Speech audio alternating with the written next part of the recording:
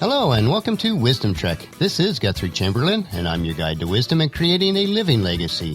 Thank you for joining us for our 7-day-a-week, 7 Minutes of Wisdom podcast. This is day 142 of our trek, and yesterday we explored the nuggets of creating your opportunities and why success is everything. Today we will explore the wisdom nuggets of being thankful and giving the best gifts.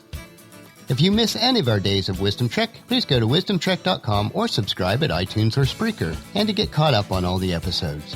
If you have any of your own observations, comments, or questions as we explore these nuggets of wisdom, please share them on the comments section of our daily journal pages at wisdom-trek.com. We are recording our podcast from our studios at Home 2 in Charlotte, North Carolina. We drove back late Sunday night and are in the middle of a busy week of client work before we head back to Marietta on Friday. Although our life is busy and involves a lot of activities, we do focus on the fact that we are to pursue the rich and satisfying life, or in some translations of the scriptures, it's called the abundant life that Jesus spoke of in John 10:10. We are looking forward to next Sunday as we have a family gathering to celebrate my dad's 85th birthday. Let's continue on our trek today for wisdom as we search for nuggets of gratitude and the gifts that we can provide to others. Regardless of how difficult our life trails may be at times, we have so much to be thankful for. And our first discovery today is, learn to be thankful for what you already have. I want to start out today with a question. Is thankfulness a survival skill? Perhaps most of you would respond with, no, Guthrie, thankfulness is not key to survival, and I would tend to agree with you on this. Most of us have probably already solved the necessary problems of survival. We've gone beyond that and are now working to achieve our desires. But let me give you this key phrase. Learn to be thankful for what you already have while you pursue all that you desire. I believe one of the greatest and perhaps one of the most simplest lessons in life can be learned if we are to be thankful for what we already have received and accomplished. Both the years and the experiences have brought me to where I am today, sharing with you daily on our Wisdom Trek as we pursue creating a living legacy. We have not arrived to this place on our trek together by accident. It was by divine design. It is the attribute of thankfulness that opened the windows of opportunities, of blessings, of unique experiences that may flow our way. My gratitude starts with my parents who raised me and gave me an incredible foundation that has lasted me all of these years and continues with the mentors that I've met along the way who have absolutely changed and revolutionized my life, my income, my resources, and my future. I'm also thankful for the people, the associations, for the ideas, and the chance to work and labor and to produce the results. All of this has brought me to this place on my trek of life, and I'm grateful for it all. What a unique opportunity each one of us has. There are so many of us on our trek today from different countries, nations, and cultures. To appreciate the uniqueness of our own experiences that have brought all of us here together each day as we gain new wisdom, insight, and understanding, and also reinforce what we have learned in the past. We know that each day of our trek represents countries from all over the world, and we have the freedom and liberty to come together on this trek that we call life. These are really extraordinary times. There's more freedom across the world than at any time in history. Now, although our modern news media, both on the right and the left, would try to convince us otherwise, the facts tell a different story. We as a country and as a world have so much to be thankful for. Always start with Thanksgiving. Be thankful for what you already have and see the miracles that come from this one simple act. Now, thankfulness is just the beginning. Next, you've got to challenge yourself to produce. Produce more ideas than you need for yourself so that you can share and give your ideas away. This is called fruitfulness and abundance, as we looked at yesterday. Here's what I think fruitfulness and abundance mean. To go to work on producing more than you need for yourself so you can begin to be a blessing to others. Blessing your nation and blessing your own piece of the world that you have a privilege to impact.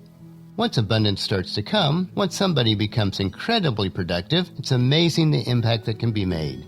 But to begin this incredible process of blessing, it often starts out with an act of thanksgiving and gratitude. Being thankful for what you already have and what you've already done. Begin the act of thanksgiving today and watch the miracles flow your way. Thankfulness comes from your heart, which is controlled by what we allow to go into our minds. Nearly 50 times the Bible reminds us to give thanks, and one of these examples is in Ephesians 5, verse 20, which says, "And give thanks for everything to God the Father in the name of our Lord Jesus Christ." Our second discovery of wisdom that we want to explore today is, what is the best gift to give yourself and others? I often hear this question: how can I best help my children, spouse, family members, staff members, friends, or others to improve or change? In fact, the most frequent question that is asked by those who want to make an impact on the lives of others is, how can I help change someone else? My answer may come as a surprise, but here it is. The key to helping others is to help yourself first. In other words, the best contribution that you can make to someone else is your own personal development. If you become 10 times wiser, 10 times stronger, think of what you'll be able to do as a parent, as a grandparent, as a friend, or as a business colleague. The best gift that you can give to others, really, is ongoing personal development. Getting better, getting stronger, becoming wiser. I think parents should pick up this valuable philosophy. If the parents are okay, then the kids have an excellent chance of being okay. Work on your own personal development as a parent, as grandparents, as friends, and colleagues. That is the best gift that you can give anyone that you impact. As we did discuss on day 108 of our trek, if you've ever ridden in an airplane, then you might have noticed the oxygen compartment located above your seat. There are explicit instructions that say, in case of emergency, first secure your own oxygen mask, and if you have children with you, then secure their mask. Take care of yourself first, then assist your children or others that are dependent on you. If we use the same philosophy throughout our whole life, it would be so valuable. If you learn to create happiness and satisfaction for yourself, your children, your grandchildren, and everyone else in your world, they now have an excellent chance of being happy and satisfied themselves. If you create a unique lifestyle for yourself and your spouse, that will be a great example to serve for your children, your grandchildren, and to the world. Self-development enables you to serve, to be more valuable to those around you, for your children, your business, your colleagues, your community, and your church. That is why I explore these wisdom nuggets and share them with you each day. If you keep refining all the parts of your character, yourself, your health, and everything else about you so that you become a more attractive and worthwhile person to the world, then you'll attract opportunities into your life. Opportunity will begin to seek you out. Your reputation will begin to precede you, and people will want to be with you, and if you're in business, to do business with you. All of that possibility is created by working on the philosophy that success is something that you attract by continually working on your own personal development.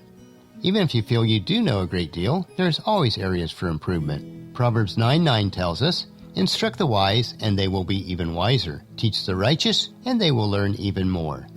On our trek today, the two wisdom nuggets that we explored were to be continually thankful for everything, and the best way to help others is to continually improve and help yourself. As we digest these concepts and incorporate them into our lives, commit to join us on our trail tomorrow for another day of Wisdom Trek, Creating a Legacy.